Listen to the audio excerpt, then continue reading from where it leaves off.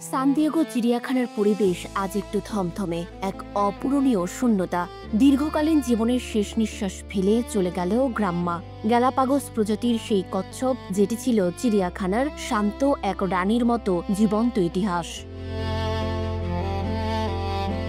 এই বিশাল কচ্ছপটি প্রায় ২০ জন মার্কিন প্রেসিডেন্টের শাসন দেখেছে, দুটি বিশ্বযুদ্ধ, স্প্যানিশ ফ্লুর মতো মহামারী এবং সাম্প্রতিক কোভিড-19 কালের সাক্ষী হিসেবে তার চোখে এইসব স্মৃতি মোড়ানো ছিল। জীবনের প্রায় পুরোটা সময়ই সে কাটিয়েছে এই সান দিয়েগো চিড়িয়াখানার নিরাপদ আশ্রয়ে।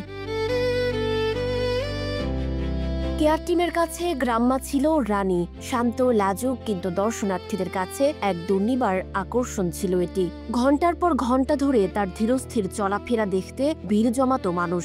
জীবন অবাক না করলে কে করবে? 28% মিল্ক ফ্যাটের অবাক করার সাথে ফ্রেশ মিল্ক পাউডার। জীবন অবাক করুক প্রতিদিন। গ্রাম্মার প্রিয় খাবারের তালিকাটিও ছিল সাধারণ, রোমেইন লেটুস আর ক্যাকটাস ফল। এই সহজ পছন্দগুলোই যেন তার সহজ দীর্ঘ জীবনের প্রতীক ছিল। তবে প্রকৃতির নিয়ম মেনেই গ্রাম্মার দীর্ঘজীবন শেষ দিকে সে কঠিন হয়ে ওঠে। বার্ধক্যজনিত হাড়ের সমস্যা এবং জটিল স্বাস্থ্যগত সমস্যা এর স্বাভাবিক জীবনকে অসহনীয় করে তুলেছিল। চিকিৎসক ও কেয়ার স্পেশালিস্টদের অক্লান্ত পরিশ্রমে গ্রাম্মার কষ্ট লাঘব করার জন্য ২০ নভেম্বর ইউথানেশিয়া করা হয়। এই সিদ্ধান্ত যদিও সকলের জন্য বেশ কঠিন ছিল, তবে এটি ছিল সহনীয় বিদায়।